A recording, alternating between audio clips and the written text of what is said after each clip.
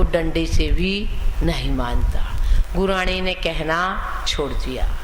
समय प्राप्त वह समाधि उनका मरण हुआ और मरकर दासी पुत्री हुई और शरीर इतना दुर्गंधमय रहता था कि कोई उनसे संपर्क करने के लिए भी तैयार नहीं था।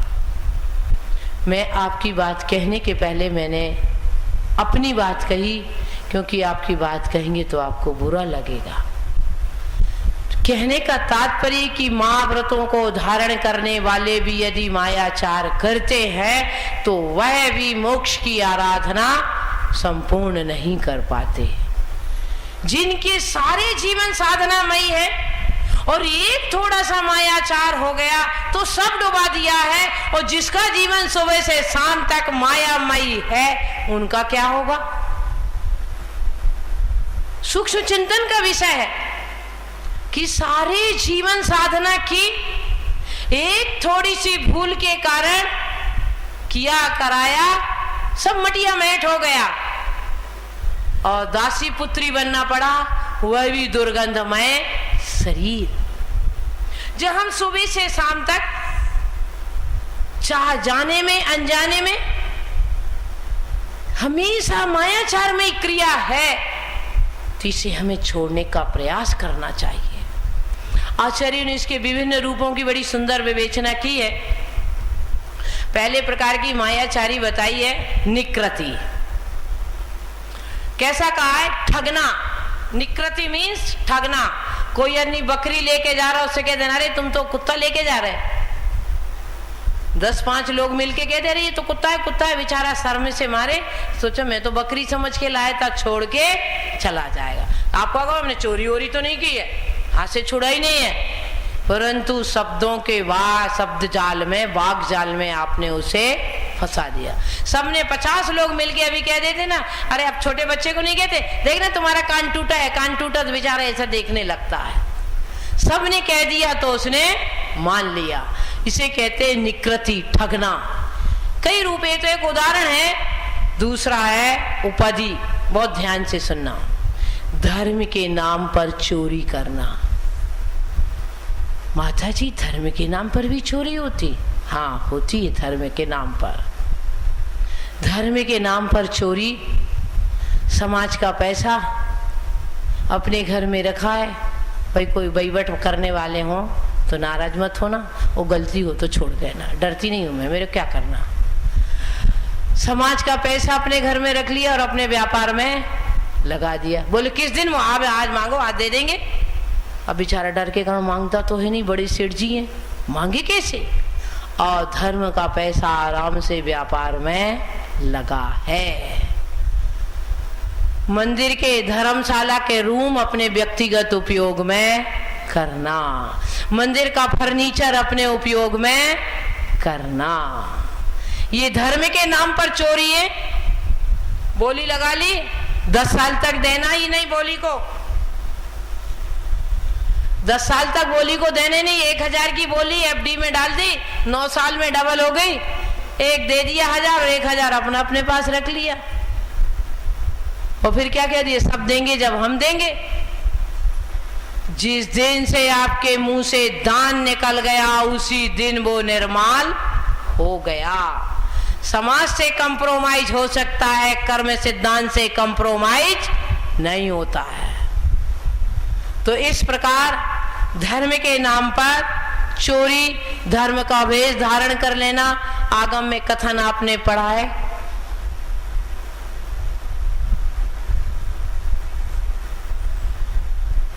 वह चोर छुल्लक का रूप धारण करके और मूर्ति चुराता। आपको कहानी मालूम है। तो इस प्रकार अनेक रूप हो सकते हैं। जो रूप हो सकता है आचार्यों ने आगम में कथन ना भी किए और उससे सुंदर सुंदर रूप आपके पास हो, ये सब कहलाती है उपाधि। प्रणिधि, नकली असली वस्तु, असली वस्तु में नकली वस्तु मिला देना, काली मिर्च में पपीता के बीज मिला देना, है ना। पिसी हुई मिर्च में लकड़ी का, लाल लकड़ी का बुरादा मिला देना। अब आप तो बेचोगे काली मिर्च के भाव और वो बिक जाएंगे पपीते के बीज। इस प्रकार अब आता है साथी प्रयोग। कोई एक बुढ़ी माँ जी है, अहमदाबाद में बेटा रह रहा, वो हर महीने 5,000 भेज रहा। एक बेटा लंदन में, वो भी 5,000 भेज रहा। अब बुढ़ी माँ जी को तो घर में अकेली, तो पड़ोसी बड़े धर्मात्मा लंबा तिलक लगाते हैं, रोज सोने के कलश से अभिषेक करते, तो बेचारी ने विश्वास करके पैसा दे दिया। अब बुढ़ी माँ जी है, 8वें दशक में चल रही है ना, 8वें दशक में 80 में। अब बेचारी को याद नहीं, अब आई थी 10 कलम, आपने बताई 6 कलम। वो कहती बेटा थोड़ा नहीं माची है। अच्छा ठीक है। आप क्या कहते हैं, हमने कोई चोरी वोरी थोड़ी की है, मैंने उसके घर से कोई चोरी तो नहीं की, परंतु आचार्य कहते यह भी मायाचारी है।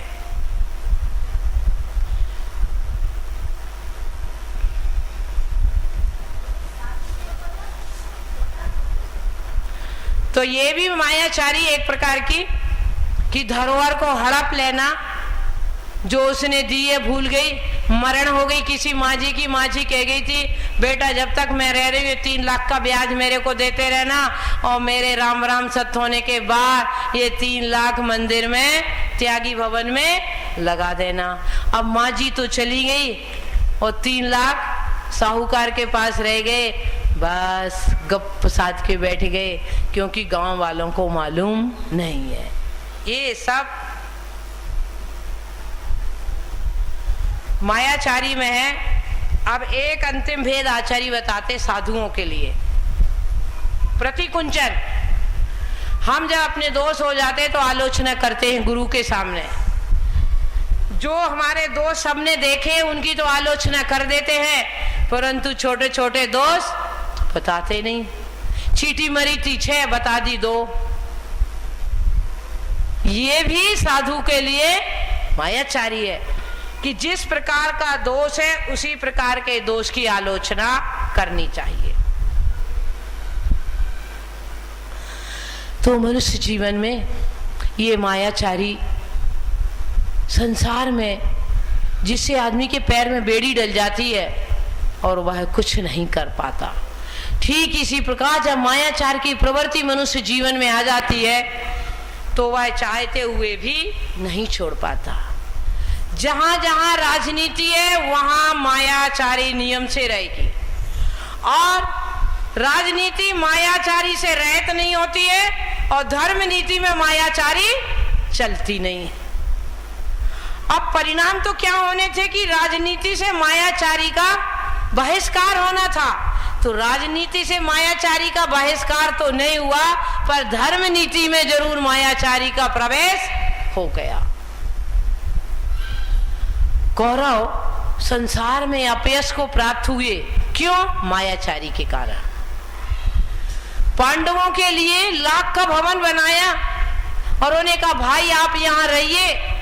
कौरव बड़े खुश हो गए, कह रहे वाह, इस बहाने से तो मैं अपना उद्देश्य पूरा कर लूंगा। और पांडवों से कहा आप इसमें रहो, तो पांडव बड़े खुश हो गए, भाई लोगों ने बड़ा प्यार किया, मैं मकान महल बना के दिया। परंतु वह महल था लाख का, लाख रुपए का नहीं, लाख का, जो आग में जलती है, और एक ब्राह्मण को थोड़ा सा धन का लोभ देकर उस महल में आग लगवा दी।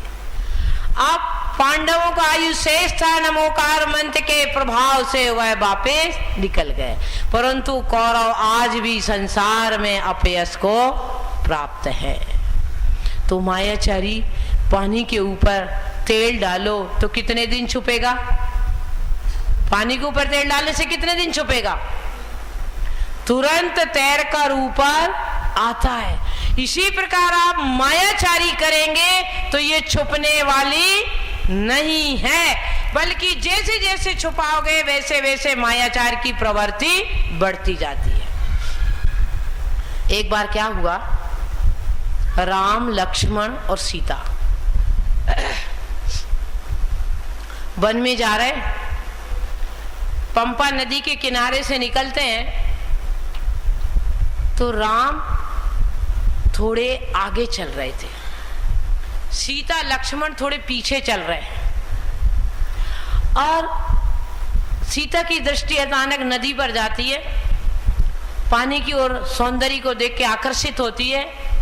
फिर लक्ष्मण से कहती है, देखो वो पक्षी कितना सावधानी से चल रहा है, किसी जीव को दुख देना नहीं चाहता है। तो लक्ष्मण भी देखने लगे।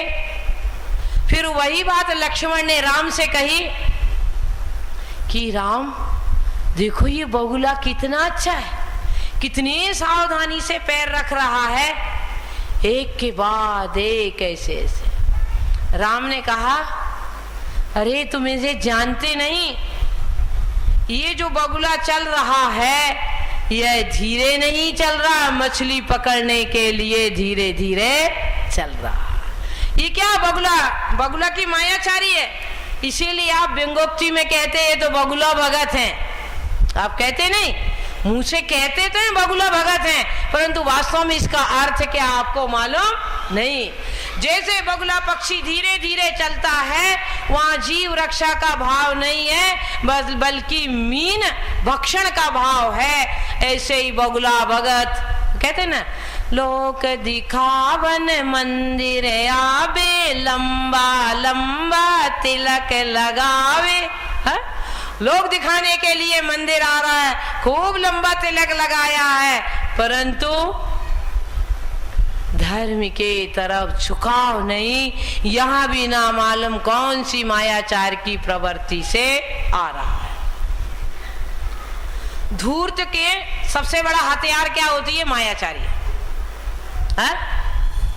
धूर्त जो मायाचारी करता है उसके पास सबसे अच्छा हथियार होता है विनय। विनय बार बार नमस्ते करेगा, हाँ जी साहब, बड़ी मीठी मीठी बातें करेगा, इतनी मीठी कि अंगूर को भी मात कर दे। परंतु क्या मालूम ये कब, आप कहते हैं ना लोक व्यवहार की भाषा है, मुंह में राम बगल में छुरी। हाँ, बस उसी बात को कह रही हूं आज मैं कि मुंह में राम बगल में छुरी। बहुत मीठी मीठी बातें करता है, इतनी सहानुभूति दिखाएगा, सबके सुख दुख में हाथ बटाएगा, परंतु वक्त आने पर गला काटने में पीछे नहीं रहता। आचार्य कहते हैं कि ऐसी मायाचारी, एक कथानक आता है कि एक कौआ समझते ना आप? हाँ, वो तो रोज ही दिखता है। कौआ को क्या हुआ, उसे कहीं थोड़े से मोर के पंख मिल गए। अब वो उन्हें लगा के मोरों के पास पहुंचा, कहने लगा देखो मैं मोर बन गया। पहले तो कौए से कहा कि मैं मोर हूं, तो कौआ बोले, सब समाज वाले बोले अरे कौन मुंह लड़ाए, इससे जाने दो। फिर वह गया मोर की समाज में, उनसे कहने लगा देखो मोर है। तो उन लोगों ने इतनी पिटाई की कि चोंच से पिटाई की और बेचारा छत विच्छत होके आ गया। अब कौआ से कहने लगा अपनी समाज से कि भाई हमें समाज में ले लो, सबने कहा वापस जाओ। तो मोर ने भी धक्का दे दिया, कौआ ने भी धक्का दे दी। धोबी का कुत्ता घर का ना घाट का। तो मायाचारी करने वाले का ये बड़ा दुष्परिणाम होता है। कितने दिन, एक ना एक दिन तो पोल खुलने वाली है। एक दिन एक मुनि महाराज, कौन से मुनि महाराज? रुद्धिधारी मुनि महाराज। वर्षा योग के लिए आप हमारे पास नारियल चढ़ाने गए, 2-4 बार गए उदयपुर दौड़ के, तब हमने हाँ कहा, फिर आप लेके आए। परंतु चंडीधारी मुनि महाराज वर्षा योग की स्थापना करनी थी, गांव के बाहर स्थापना करके बैठ गए, क्योंकि आहार तो करना नहीं था। माता जी ऐसे, माता जी महाराज जी को तुम हर साल चातुर्मास कराएंगे, तो आहार वगैरह कुछ करना नहीं था, श्रावक की आवश्यकता नहीं। मुनि महाराज ध्यान में रहे, लोगों को पता चला, जाके दर्शन पूजन बंदन करके पुण्य बंद कर रहे थे, पुण्य संपादन। वर्षा योग का निष्ठापन हुआ, मुनि महाराज प्रस्थान कर गए, उनका जाना हुआ। कभी कभी होता ना, आप एक मुनि महाराज को छोड़ के आते, दूसरे मुनि महाराज नगर प्रवेश कर जाते। तो वो मुनि महाराज गए और दूसरे मुनि महाराज सहज भाव से वहां के बैठ गए। नगर में प्रवेश हो गया, सब लोग बड़े खुश हुए। अरे 4 महीने का उपवास करने वाले मुनि महाराज आए। लोगों ने बहुत खुशी से चौका लगाए, बहुत अच्छा आहार दिया, खूब हमेशा भक्ति होती। देखो 4 माह का उपवास करने वाले मुनि महाराज। महाराज जी भी विहार कर गए। क्या हुआ अंत में जीवन के? वह मुनि महाराज मरकर क्या हुआ? त्रिलोक मंडन हाथी। मुनि महाराज ने अपने मुंह से ये नहीं कहा कि मैं चातुर्माह का उपवास करने वाला मुनि महाराज, झूठ नहीं बोले। परंतु जब किसी ने कहा अरे ये तो वही महाराज है, तो ऐसे चुपचाप रह गए, उसका प्रतिकार नहीं किया, स्पष्टीकरण नहीं किया। सिर्फ ये भूल के भी उन्होंने नहीं कहा कि मैं 4 महीने का उपवास करने वाला मुनि महाराज हूं। बस लोग जब कहते रहे, प्रशंसा करते रहे, वो नीची गर्दन करके सुनते रहे। क्या बने? हाथी। तो एक महाव्रती को जरा सी आटे में नमक जितना है उतनी मायाचारी ले डूबी, और जब आटा है नहीं, नमक नमक ही है, तब क्या होगा? तब क्या होगा? ये तो केवली भगवान ही जान सकते हैं कि सुबह से लेकर शाम तक कहीं भी मायाचारी रहित जीवन नजर नहीं आता। इस आर्जव धर्म को सुनने के बाद आपके मन में विचार आना चाहिए कि मैं इसे पूर्ण रूपेण तो त्याग नहीं कर सकता हूं। गृहस्थ जीवन में बन सके उतना कम करना, जितना जितना संसार के प्रति राग कम होगा उतनी उतनी मायाचारी कम होगी। जब तक राग पूरा बना रहेगा, मायाचारी पूरी बनी रहेगी। ईडर की बात बताएं आपको एक बार की, आपको शायद याद हो ना हो, मेरे को तो याद है कि एक व्यक्ति 3 गधे पर सामान लेके जा रहा था। कितने गधे? 3। और तीनों गधे पर माल ऐसा था जो हर आदमी को चाहिए। क्या थी? मायाचारी। क्या थी? माया।